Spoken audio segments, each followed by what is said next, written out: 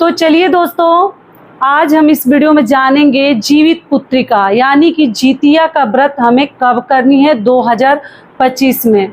पहली बार क्या ये व्रत उठा सकते हैं, कौन कौन सी चीज़ें इसमें कोरा लेनी है, कौन सी चीज़ें पहले की रहेगी मतलब पहले से हमारे पास, तो उससे भी हमारा कार्य हो जाएगा। और पूजा के क्या नियम विधि है, किस प्रकार से करनी चाहिए, नहाए खाए से लेकर और पारण तक के बीच के संपूर्ण नियम विधि मैं आपके साथ शेयर करूंगी। तो ध्यान पूर्वक आप लोग सभी बातें समझ लीजिएगा। तो चलिए वीडियो को शुरू करते हैं। इससे पहले दोस्तों, अगर आपको मेरा वीडियो पसंद आता है तो प्लीज़ आप मेरे चैनल को सब्सक्राइब कर दीजिएगा, बेल आइकन को प्रेस कर दीजिएगा, जिससे कि मेरे वीडियो के नए नोटिफिकेशन आप सभी के पास सबसे पहले पहुंचे। तो चलिए शुरू करते हैं और जीवित पुत्रिका व्रत से संबंधित सभी महत्वपूर्ण बातें जान लेते हैं। तो सबसे पहले दोस्तों आपको बता दूं, जितिया जीवित पुत्रिका का व्रत हम आश्विन माह के कृष्ण पक्ष के अष्टमी के दिन ये व्रत रखा जाता है।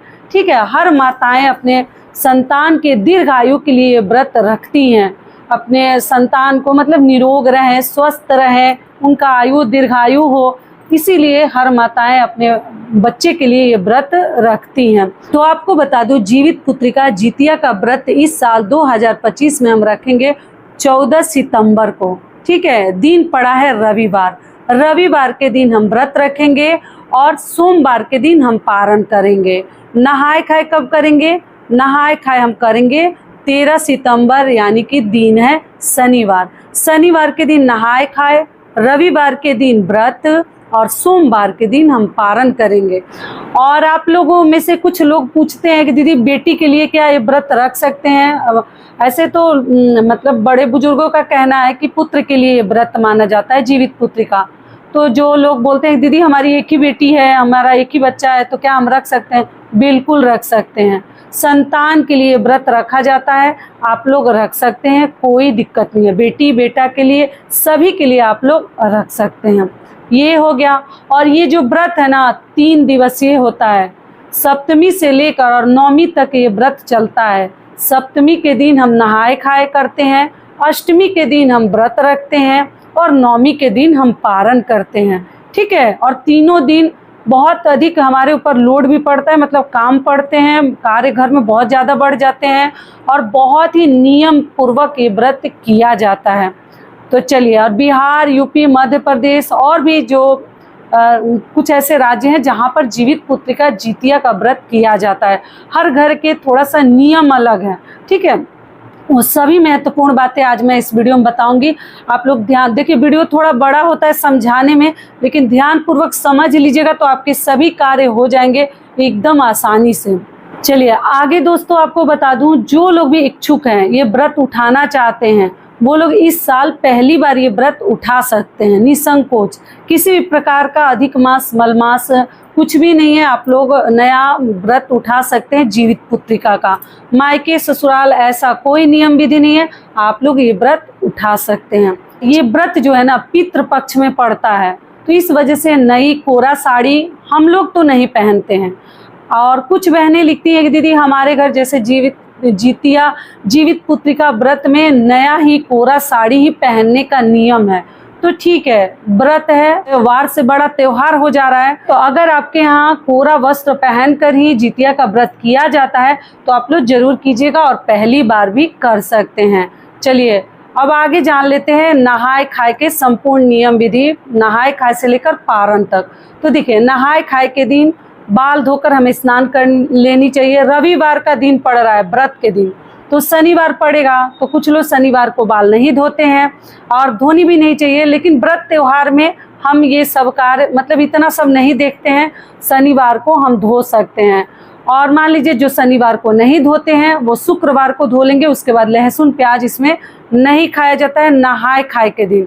लेकिन कुछ घरों में मछली खाई जाती है, तो आप अपने घर का नियम देख लीजिएगा। लेकिन हमारे में तो लहसुन प्याज नहीं खाते हैं, क्योंकि ये व्रत पितृ पक्ष में पड़ता है, तो बड़ा ही नियम धर्म से किया जाता है। बाल वगैरह धोकर, 2 ही ऑप्शन है, सैटरडे या फ्राइडे, 2 दिन मतलब शनिवार और शुक्रवार में आप किसी भी दिन अपना बाल धो लीजिएगा।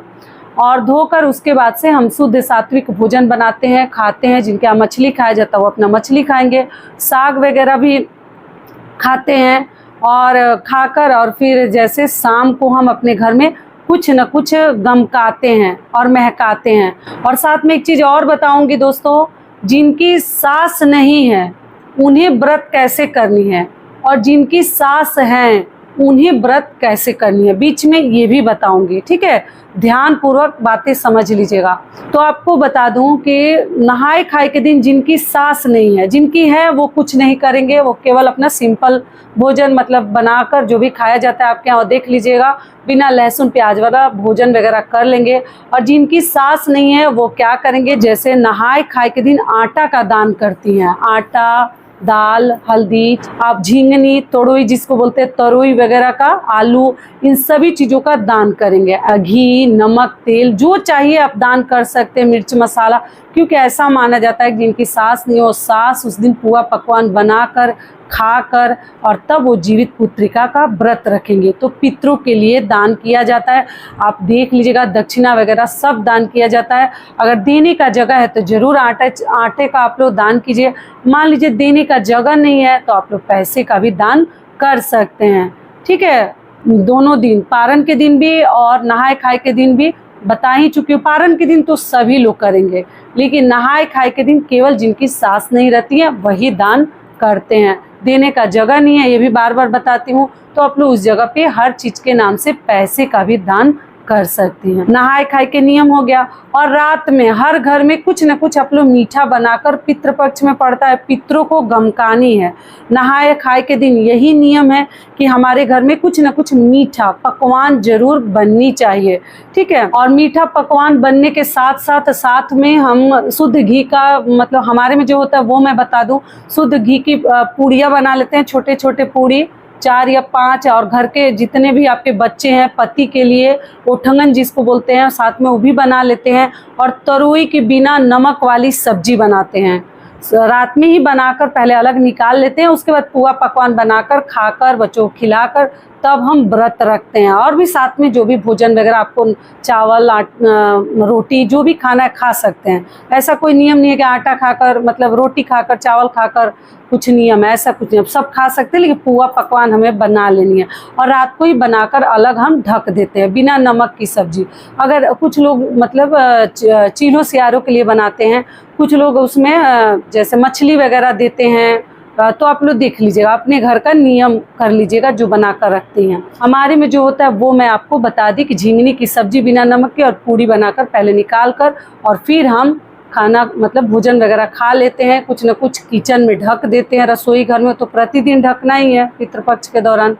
और उसके बाद से फिर हम सो जाते हैं। सुबह भोर में हम 3 बजे के आसपास आप लोग उठ जाइएगा, 3 साढ़े 3 बजे ही उठिएगा, कार्य रहता है बहुत सारे।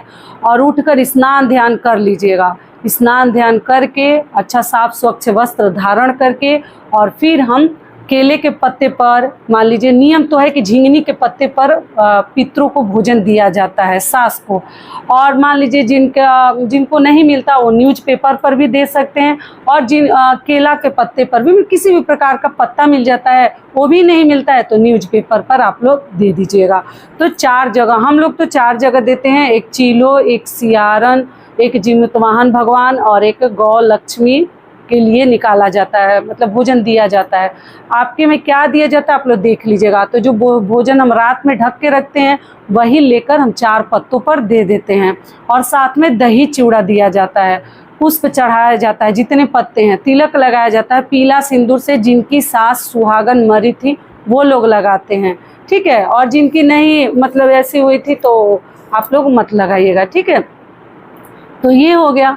और उसके बाद से हम जो भी फल वगैरह है, केला वगैरह भी आप लोग मतलब चढ़ा सकते हैं, या इतना चीज़ कंपलसरी है जो बता दी।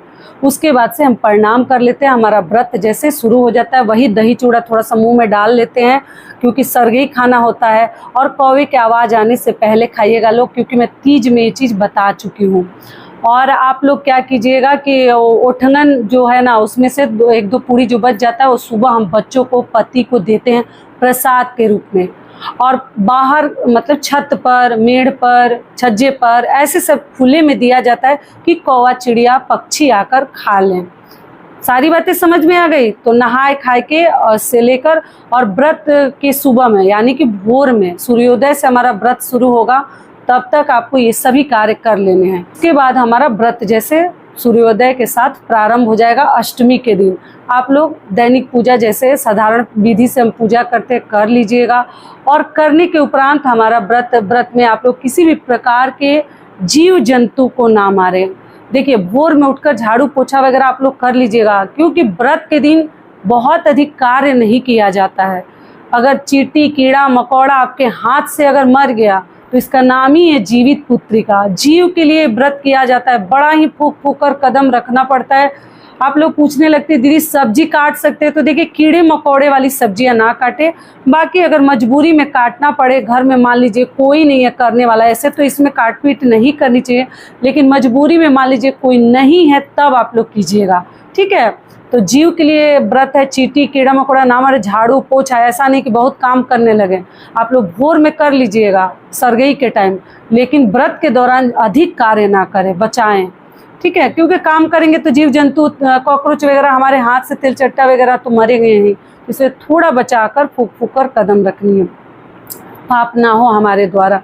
ये हो गया। और उसके बाद से सुबह सिंपल साधारण पूजा के बाद हम शाम को व्रत के दिन पूजा करते हैं। पूजा विधि तो मेरा ओल्ड वीडियोज आप लोग चेकआउट कीजिएगा, ऐसे समय मिलेगा तो पूजा विधि डालूंगी। अरियार बरियार की पूजा करते हैं, साथ में चिलो सियारन का भी नाम से हम पूजा करते हैं। मिट्टी से भी मतलब लोग बनाकर प्रतिमा वगैरह पूजा करते हैं, तो मिट्टी मिल जाए तो ज़रूर प्रतिमा बना लीजिएगा, नहीं मिलता है तो अरियार बरियार की भी कर सकते हैं।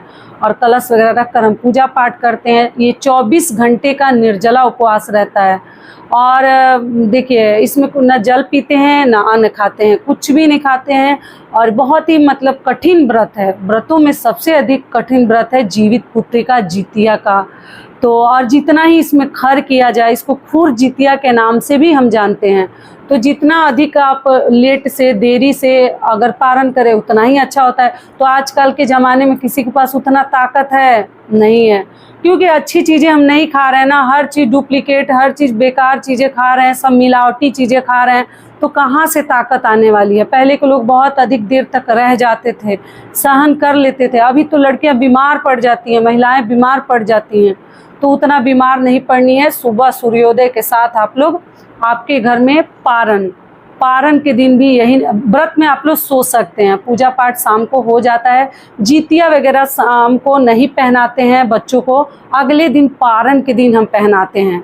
तो अगले दिन फिर हम सूर्योदय के साथ उठकर स्नान ध्यान करके पूजा पाठ करके और फिर हम कुछ ना कुछ दान करते हैं, ठीक है। आप लोग कोरा साड़ी भी जिनका पहना जाता है बताएं, चूंकि वो पहन सकते हैं व्रत के दिन स्नान ध्यान करके। एक चीज़ और कहना चाहूँगी, एक तो व्रत के दिन हमें बाल किसी को नहीं धोनी चाहिए, लेकिन जिनकी सास नहीं है ना, व्रत के दिन कुछ लोग खरी और तेल से स्नान करते हैं, ठीक है। जिनकी सास नहीं है वो खरी तेल से करते हैं, हर घर के थोड़ा सा नियम अलग है। और कुछ लोग ऐसे ही मतलब तिल डालकर, तिल के पत्ते वगैरह डालकर स्नान करते हैं। तो आप देख लीजिएगा, ये बताना भूल गई थी, पहले ही बताना चाहिए था। तो व्रत में आप लोग बालों में सिंदूर लगाना है, पीला सिंदूर लगाएंगे। भले ही पितृपक्ष में ये व्रत पड़ेगा, लेकिन पीला सिंदूर हम लगाएंगे। सिंदूरा सिंहोरा से भी आप लोग लगा सकते हैं। और उसके बाद से देखिए, जिनकी सास नहीं है वो अपने बालों में एक तो कंघी आप लोगों को तोड़ तोड़ के नहीं करनी है, कंघी नहीं करती है जिनकी सास नहीं है, और बाल को खुला कर देती हैं। बाल के ऊपर से स्नान करनी है आपको कि पानी टपकेगा तो उनके मुख में जाएगा, ऐसा नियम है। तो आप लोग बाल खोल दीजिएगा। और जिनकी सास हैं वो अपना जूड़ा वगैरह बना सकती हैं, और बहुत ज़्यादा बाल वगैरह खींच के ना मतलब झाड़े, खर जितिया नामी है तो सब में जीव है, तो हमें बचानी है। ऐसे जूड़ा वगैरह आप लोग बना सकती हैं। बाकी महिलाएं खुला रखेंगी जिनकी सास नहीं है, उनका थोड़ा अलग नियम है। वो दान भी करती हैं नहाए खाए के दिन, और वो बाल भी खोल कर रखती हैं, पानी टपकना चाहिए। बातों को ध्यान पूर्वक समझिएगा। और दोस्तों, आप सभी से एक छोटी सी रिक्वेस्ट है, अगर वीडियो पसंद आता है तो चैनल को पक्का सब्सक्राइब कीजिएगा और वीडियो को लाइक कीजिएगा, क्योंकि आपके एक छोटी सी लाइक से हमें बहुत अधिक हिम्मत और प्रेरणा मिलती है। तो ज़रूर कीजिएगा। आगे भी बहुत सारे व्रत आने वाले हैं, संपूर्ण पूजा विधि मैं आपको बताते रहूँगी, तो आप लोग कर लीजिएगा, तो आपको बहुत अधिक लाभ होगा, ठीक है। चलिए अब आगे जान लेते हैं। तो ये हो गया पूजा के दिन तक के संपूर्ण नियम बता दिए, पारण के दिन भी बता ही चुकी हूँ थोड़ा बहुत कि पूजा पाठ करके और फिर बैठकर हम वहीं पर दान करेंगे। पारण के दिन दोस्तों हम चावल का दान करेंगे, ठीक है। तो आप लोग चावल का दान कीजिएगा। चावल, दाल, सब्जी, आटा, अचार, नमक, हल्दी, मिर्ची, मसाला सब दान किया जाता है और सभी लोग करते हैं, ठीक है। वो जिनकी सास है वो भी, जिनकी नहीं है वो भी, सभी लोग चावल का दान करेंगे। तो इस विधि से आप लोग दान वगैरह कर लीजिएगा। और बच्चे को वहीं पर हम जितिया पहनाते हैं, बच्चे को हम जितिया पहना देंगे, गांठ लगाते हैं। जितने बच्चे रहते हैं संतान उतना हम गांठ लगाते हैं। सोना का भी आपके पास जितिया है, फिर भी आप लोग धागा का जितिया खरीद लीजिएगा, ठीक है। धागा का जितिया ही शुभ माना जाता है, सही माना जाता है।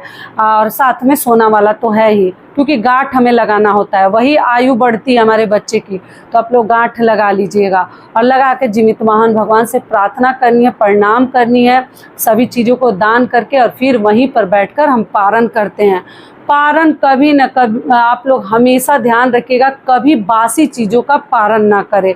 जितिया व्रत में हमेशा गर्मा गर्म भोजन किया जाता है। भोजन हो, दूध हो, कड़ी हो, जिनके यहाँ जो खाकर पारण किया जाता है आप लोग देख लीजिएगा। लेकिन गरम चीज़ें, हमेशा गरम चीज़ें खाकर ही पारण करें। कुछ लोगों के कच्चा दूध और चिवड़ा निगला जाता है, कुछ लोग चना जाई वगैरह घोटते हैं, कुछ लोग जैसे कड़ी पीते हैं सबसे पहले, हमारे में गरम दूध पिया जाता है। तो इसलिए हर घर के परंपरा अलग है पारण को लेकर, तो आप लोग उस विधि से पारण कीजिएगा। सारी बातें ध्यान पूर्वक समझते चलिएगा दोस्तों कि आपसे कोई भी कार्य छूटे ना। और पैर वगैरह हमें कलर कर लेनी चाहिए व्रत के दिन, और इस विधि से हमारा पारण संपन्न होता है। और उसके बाद से बच्चे को आप लोग आशीर्वाद दे दीजिए, प्रणाम करवा लीजिए। और जैसे तेल सिंदूर पहले लगाया जाता है पारण के दिन। देखिए एक चीज़ और ध्यान से आ रहा, भोजन करने से पहले ना हम तेल सिंदूर रख जैसे 7 जगह टिक देते हैं और उसके बाद से उसी के ऊपर सिंदूर लगा देते हैं तेल के ऊपर, और वहीं पर बैठ के हम दान भी भोजन करते हैं, ठीक है। वहीं पर बैठकर भोजन करते हैं, सिंदूरा से सिंदूर लगाते हैं। और जिस भी विधि से आप लोग पारण करते हैं, जिन चीज़ों के साथ, जिन सामग्रियों के साथ, वहीं बैठकर हम पारण करते हैं और भगवान को प्रणाम करते हैं दान वगैरह करके। और उसके बाद से आपका व्रत संपूर्ण हुआ और तब आप लोग उठकर जाकर सोइए या बैठिए या भोजन बनाइए। कड़ी, चावल, पकौड़ा, पकौड़ी, यही सब हमारे में बनता है। बड़ा, बड़ी, कढ़ी, यही सब बनता है। दाल भी आप लोग बना सकते हैं। तो इस विधि से हम जितिया का व्रत हमारा संपन्न होता है। 3 दिवसीय व्रत है, आपको समझा ही चुकी हूँ। तो ध्यान पूर्वक सभी बातें समय निकाल कर आप लोग समझ लीजिएगा।